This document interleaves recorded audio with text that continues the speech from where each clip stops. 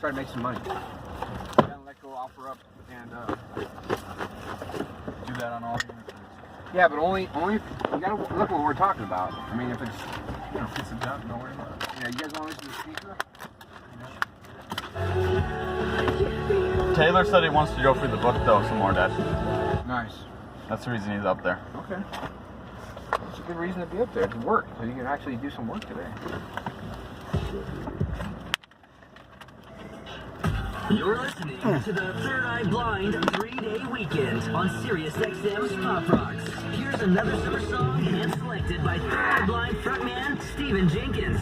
Hey, it's Stephen from Third Eye Blind, Sirius XM's Pop Rocks. That's like a seriously good to little get bitty me inspired to chocolate ice cream stick thing. I'm eating it. Alien, more like it. Nah, little bites. This is the last day, 25% off. You from Mesa? Nancy from Phoenix. Saying I can't turn left here? Well, this is. I have to have thoroughbred.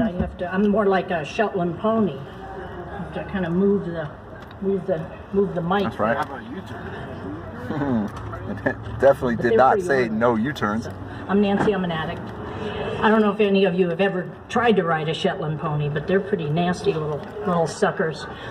Today's the last day we have all furniture 25% off. Close at 5. Okay, so I'm a writer. I'm just Today's the going to last put this day of out there. our So when they memorial asked me sale, to do which this, is first they told me the 25% off topic this was piece, and we spirituality. close There at would 5. be two Are you still speakers. interested? Then they kind of fooled me. It's a I little don't know. joke. They didn't.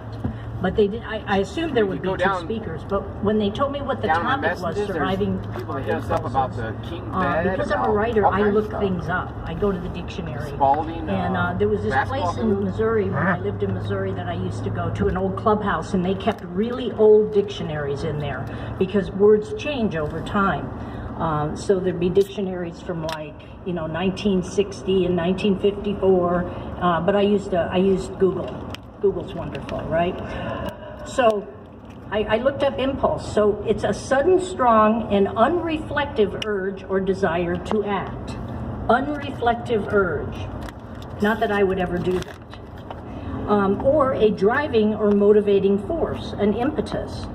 So I'm not quite sure why they would ask me to talk about this topic, but the person who asked me seemed to find it hilarious. So I have survived a lot of impulses. I always start with my clean date. It was December 13th, 1984. I got here and, the miracle of addiction is recovery, right? And so what kept me alive out there on the streets, because I know I look like a lacrosse coach, right? But what kept me alive out there on the streets was my impulses and my intuition. But once I got into recovery, those impulses no longer served me quite so well. So I have a couple things I want to talk about. First of all, I'm just going to briefly qualify. How many of you have under, say, 3 years in here?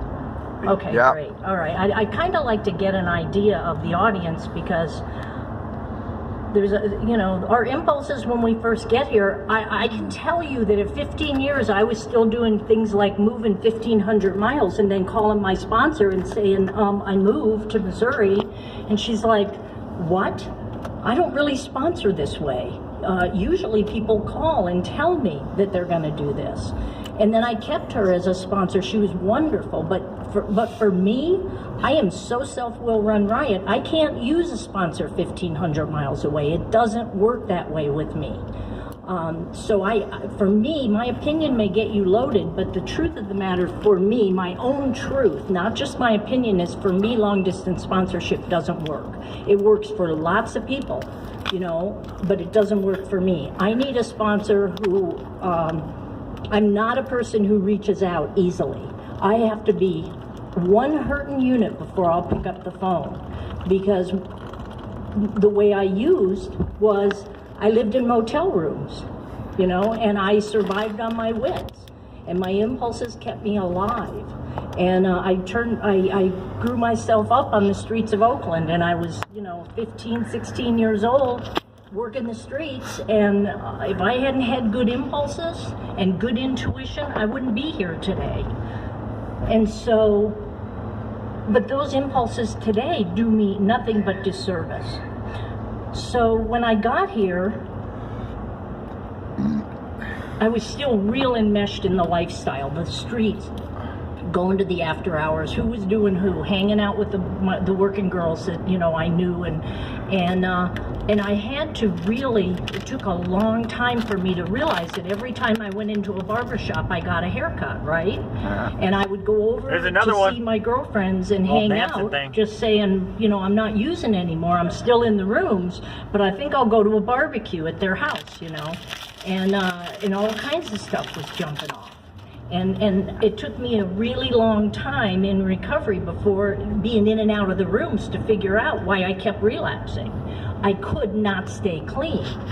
And so, but what happened is that the people that I surrounded